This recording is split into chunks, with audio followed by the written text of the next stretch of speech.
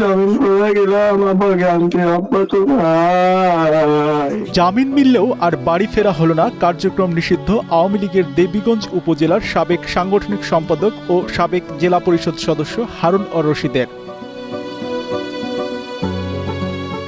5 ফেব্রুয়ারি বৃহস্পতিবার বিকেলে Dinajpur medical college হাসপাতালে চিকিৎসাধীন অবস্থায় মারা যান তিনি।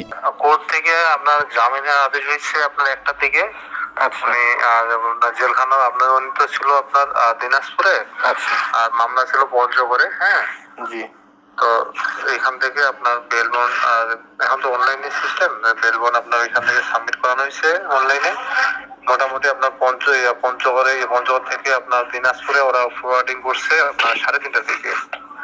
তারপরে হচ্ছে আপনার ওইখান থেকে জেলখানা থেকে ডিপোটি জেলার উনি আবার ইয়াতে গেছিল আপনার আব্দুল রহিম মেডিকেল কলেজে, ওইখানে যায় কনফার্ম করছে যে উনি বেলবন পাইছে।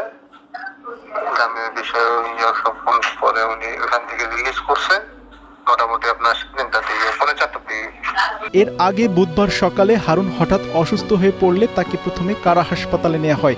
অবস্থার অবনতি হলে চিকিৎসার জন্য নেওয়া হয় পঞ্চগড় আধুনিক সদর হাসপাতালে। সেখানেও অবস্থার অবনতি হলে তাকে দিনাজপুর মেডিকেল কলেজ হাসপাতালে নেওয়া হয়। পরে বৃহস্পতিবার বিকেলে মারা যান তিনি।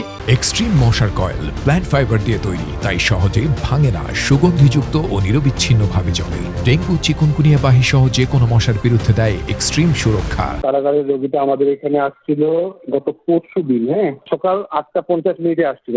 4 তারিখ সকাল 8:50 আসছিল। সিওপিডি, হাইপার টেনশন, ডায়াবেটিস 3টা রোগ নিয়ে আসছিল। শ্বাসকষ্ট ছিল রোগীর। এখানে আমরা চিকিৎসা দিচ্ছি, এখানে শ্বাসকষ্ট ছিল, চিকিৎসা দিচ্ছি, কিন্তু না শ্বাসকষ্ট উন্নতি হচ্ছিল না। পরবর্তীতে আমরা দিনাজপুর বা রংপুর রেফার করে দিই। হারুনের বাড়ি পঞ্চগড়ের দেবীগঞ্জ উপজেলায়। খোঁজ নিয়ে জানা যায় গত বছরের 16 অক্টোবর চেক ডিজঅনারের একটি মামলায় 1 বছরের বিনাশ্রম কারাদণ্ডে দণ্ডিত হয়ে কারাগারে যান হারুন। গতকালকে অসুস্থ হন।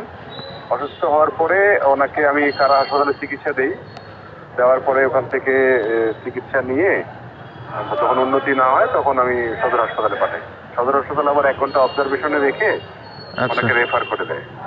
ডিএজি স্যার পারমিশন নিয়ে দিনাজপুরে পাঠাই দেয়। এই পর্যন্ত আমার কাছে আপডেট। এখন দিনাজপুর কর্তৃপক্ষ ওখানে চিকিৎসার ব্যবস্থা করেছে। তারপরে মারা গেছে কিনা আমি আসলে সত্যি এখনো অফিসিয়ালি জানি না। এদিকে হারুনের চেক ডিজঅনারের ওই মামলায় আদালত থেকে বৃহস্পতিবার দুপুরে জামিন হয়। সেদিনই অসুস্থ অবস্থায় মারা যান তিনি। শুক্রবার সকালে তাকে জানাজা শেষে দাফন করা হয়। মোহাম্মদ লুৎফর রহমানের পাঠানো তথ্য ও ভিডিও চিত্রে ডেস্ক রিপোর্ট, কালের কণ্ঠ।